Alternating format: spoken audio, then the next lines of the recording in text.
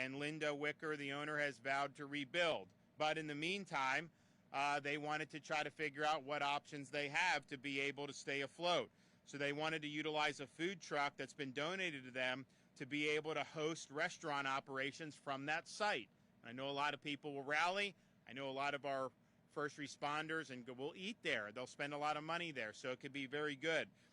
But you have bureaucracy. And so the bureaucracy was saying, well, we don't know. That's not the way to do it. And my message is I don't have time for bureaucracy. We don't have time for red tape. So we are here to announce that I've directed the Department of Business and Professional Regulation to issue an emergency order so that businesses like Roy's that were devastated in Hurricane Helene and want to be creative can stay in business. DBPR's emergency order will allow Roy's food truck to quickly begin serving food and drinks to patrons while they're rebuilding their standing restaurant. We want businesses to be able to return to normal operations as soon as possible, but in the meantime, we want them to be able to stay in business and for patrons to be able to get back to a normal life as quickly as possible. So this executive order gets government out of the way and allows people to get the job done.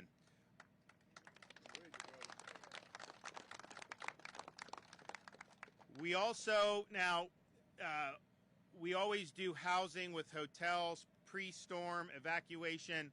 We're keeping that open through Visit Florida, the emergency accommodation module on Expedia Priceline. Now, obviously, Taylor County, the options aren't as much as, people had to flee from Treasure Island over in the Tampa Bay area. There's a lot of hotels in that greater area where you could take advantage of. So this will probably be better for some than others, but nevertheless, that's continue to be up and running. We also have our small business emergency loan program. So that's $15 million in a zero-interest loan and very flexible repayment options on that one.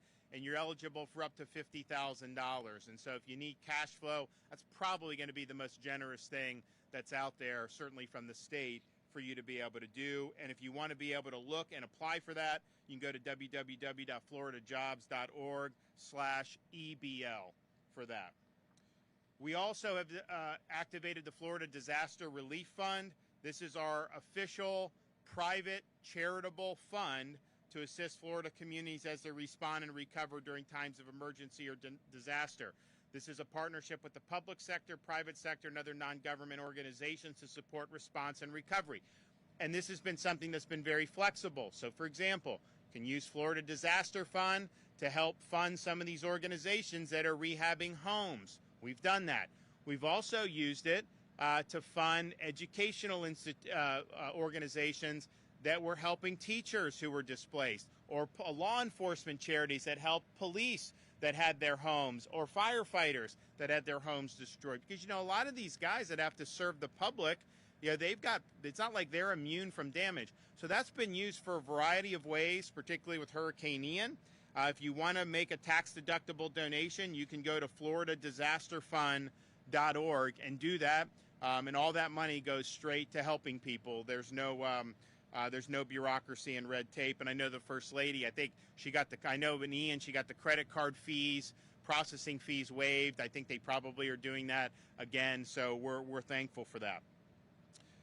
We had a very efficient storm response.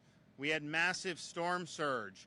It was life-threatening. The fact that, Wayne and everybody here, no fatalities in Taylor County is honestly remarkable when you consider how high this storm surge was. And, the bottom line with storm surge, you could have a Category 5 wind. If you hunker down and you're covered in a place, you potentially can ride that out. You can't ride out 15 or 20 feet of storm. It's just too powerful, and it's destructive. And so we had massive numbers of resources staged. Locals had resources to make emergency response and rescues.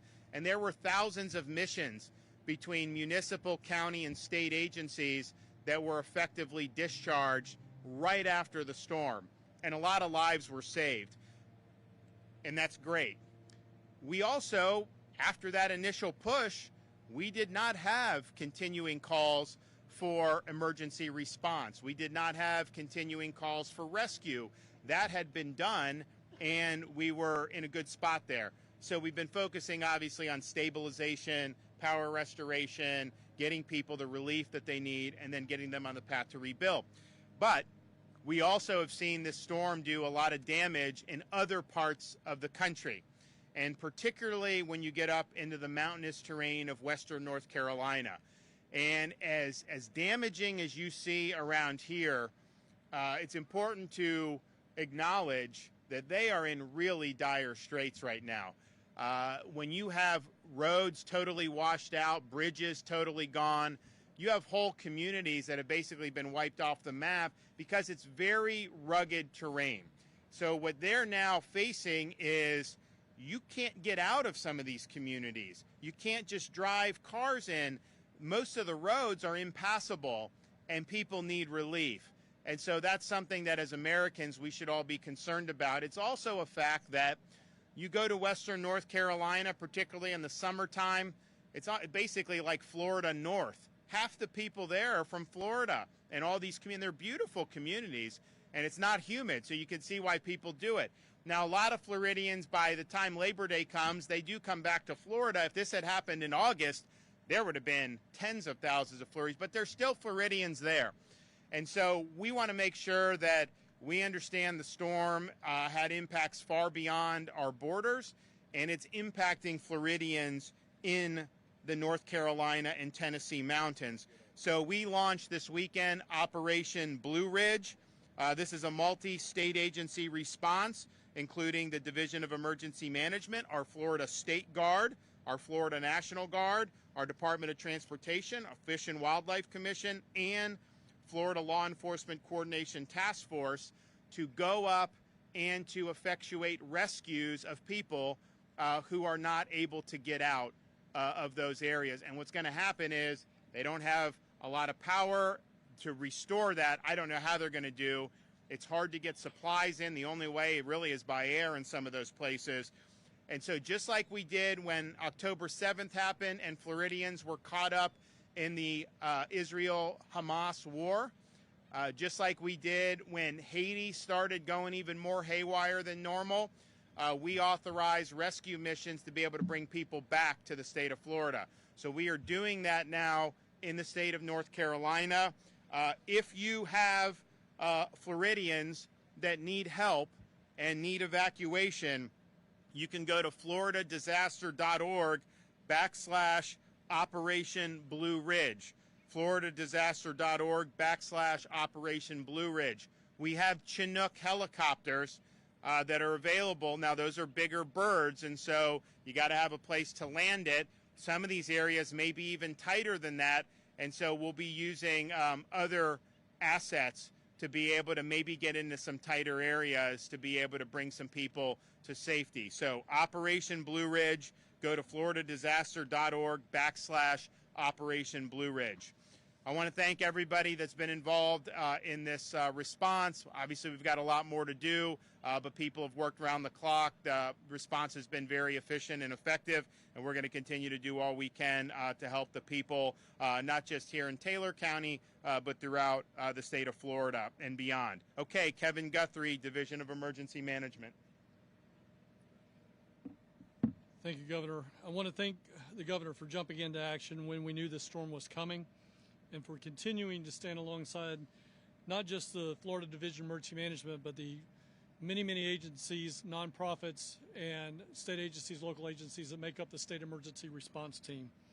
Governor, it's because of your leadership that we're able to get this job done and do it very effectively and efficiently. As of this morning, the State Emergency Response Team has completed nearly 1,000 missions, and we're working on nearly 2,000 more. Urban search and rescue teams will finish all operations in Florida today.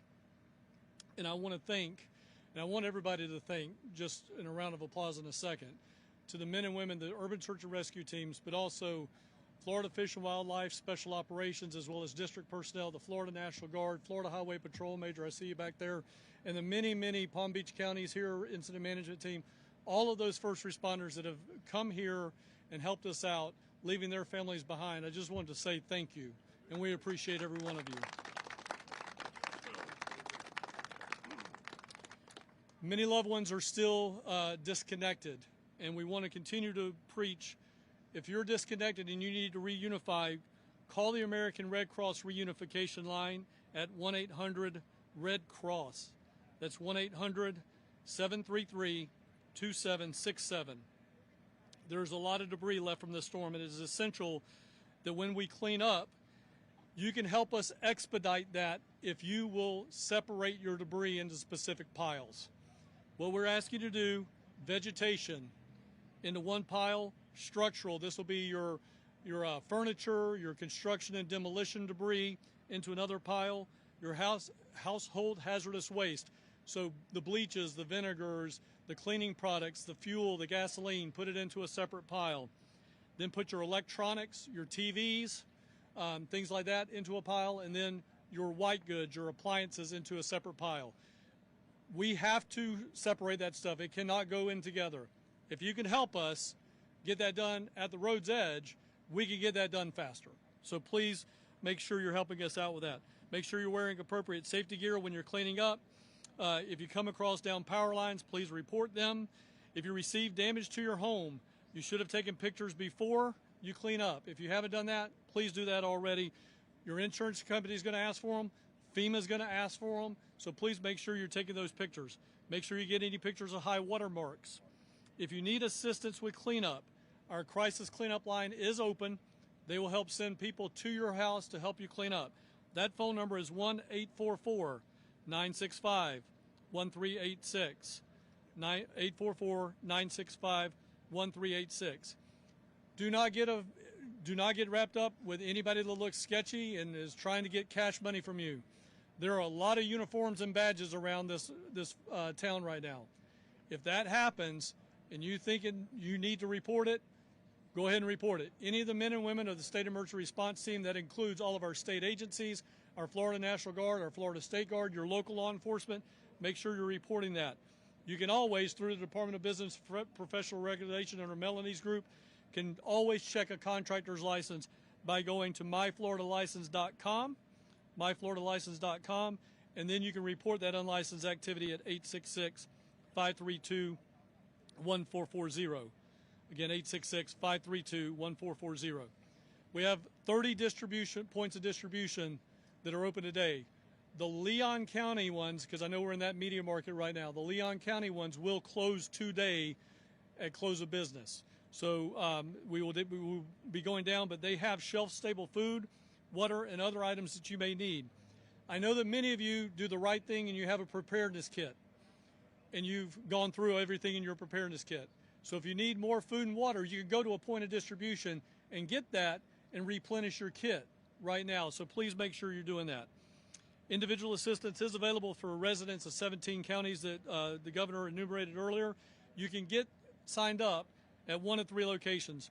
Visit disasterassistance.gov, download the FEMA app, or call 1-800-621-3362. Our state assistance information line is still taking calls 24/7.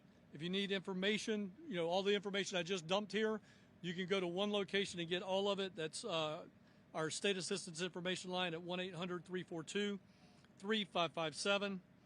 For a full list of resources, please make sure you're going to floridadisaster.org for updates. I will also say we, the Florida Division of Emergency Management, have people here on the ground. And I'm going to ask them to raise their hands, but both my regional recovery coordinator and my regional coordinator that are assigned to this area, Glenn Hammers and Christian Rivera, are over here to the side. If when the governor and I leave, you have questions, these 2 guys can help you out. They will sit here and answer as many questions as you want them to answer. Governor, as always, thank you for your leadership and trust in me and the agency, and we look forward to continuing the good work we're doing.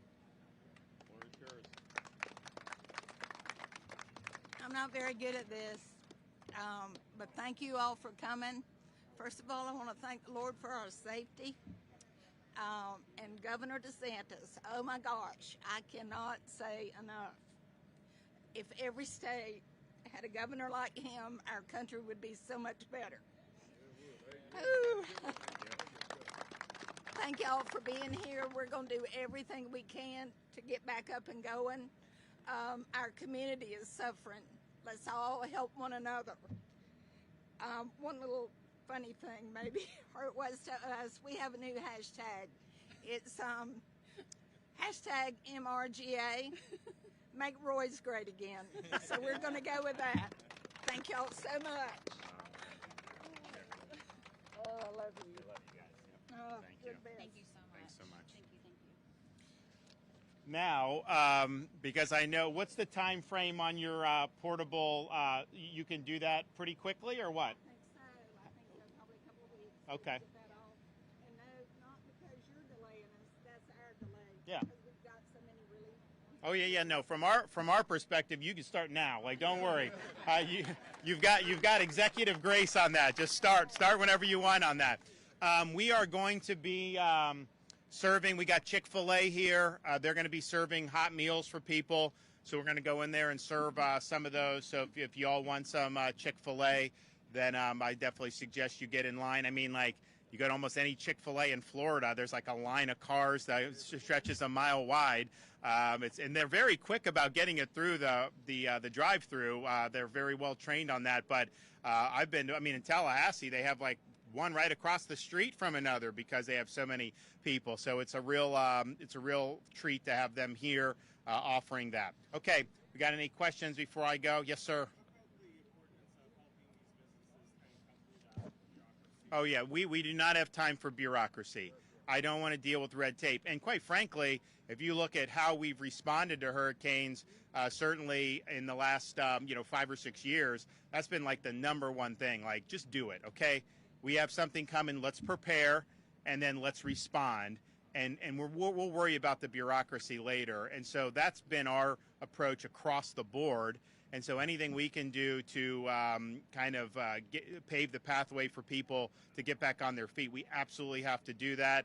There's a role for having certain regulations in normal life, fine. But when you have extenuating circumstances like this, we cannot try to prevent somebody from getting back on their feet at all from a government perspective. So we're clearing the bureaucracy out, and we want people to be able to get the job done. And I know this is going to be good. People are going to come, they're going to be able to stay afloat, and I think you're going to see a lot. And I know our folks who are here helping with the recovery, they're going to be frequenting it as well. So Linda says may take a couple weeks for them to get situated, everything they need, but as soon as they're ready, they can go. They could go today if they want to. We are making sure that that is the case.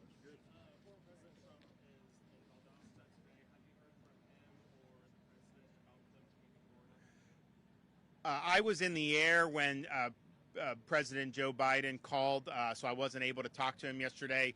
What I would say is Florida, we have it handled. We got approved for the individual assistance things we've wanted. We have what we need. Now, obviously, there may be additional things that we'll ask for in the future. It depends on how things shake out. But I think most of the effort should be in Western North Carolina right now because you still have active rescues that need to take place. I mean, just think about, it's almost like if this area were totally cut off and every road was destroyed and all this, but you can still get places by boat. There, you can't do that. You're in, and I just think they should really, the federal government should focus on that. We're running rescue flights. We're happy to do it, but I know the federal government has more assets than the state of Florida has, so there should not be anybody left behind in those communities. Clearly, Florida residents who are still there, most of them if they stay 6 months or less than 6 months, usually by October, mid-October is when they start coming back. So a lot of them would want to come back anyways. So we have our Operation Blue Ridge. We are going to be doing that. We're going to be bringing people to safety. If we have a smaller bird, you may not be able to take as many people. The Chinook, what is that, 40 packs we can do? We could do 40 packs on a Chinook helicopter. So that may be just like maybe one whole neighborhood in these areas. And I know there's a lot of Floridians that go up there, but there's probably a lot of Floridians that have never been to those mountains. And what I will tell you is it's very pretty. It's very refreshing because there's no humidity, but it is very ragged. I mean, they build these roads, and, it is not necessarily easy to get around all the time. It's not well lit all the time. You know, it's just a different lifestyle. And so when you have something like this happen, to sever the roads and the bridges and a lot of the things that happen, I mean, basically, I don't think they have any major way to even get out of a lot of those Western North Carolina places right now. That's going to require us doing the air mission. So that's why we're doing it. And I know, Kevin, and we've had people sign up already. Sure. Yeah, so Kevin and his team are doing that. And, you know, you're going to see people be brought back on our mission very, very shortly. And we're happy to do it. I mean, look, if we can bring people back from Israel by the hundreds when Hamas is raining rockets down, you know, we should be able to get some helos into the Blue Ridge Mountains and get people out of there. But, yeah, I think that just from a response perspective, this here is very important. We're going to be there, but they didn't have any fatalities. I think in North Carolina, whatever fatalities have been reported, I think that's probably just scratching the surface of what's possible if we don't get people in there and get them out to safety. And if you think about it, you know, it's like you could throw me there for 5 days, whatever, food and water, but you have like a child with special needs, you have a senior that is power dependent, you have this stuff, you run out of time very quickly. And so I think this, just looking at everything that I've seen in the information, I think that is where they need to make sure everybody is brought to safety. I mean, you know, as bad as it is to see a restaurant hammered or see homes, you don't want loss of life. That is the one thing we can't rectify. You know, we can always rectify property. We can rectify infrastructure. You can't rectify the loss of life. And, you know, my fear is just having those areas cut off. It's a very difficult mission. So we're in the mission. We're in the fight. We're going to be bringing people back to safety, and we'll keep doing that as long as it's necessary. All right, let's go eat some Chick-fil-A.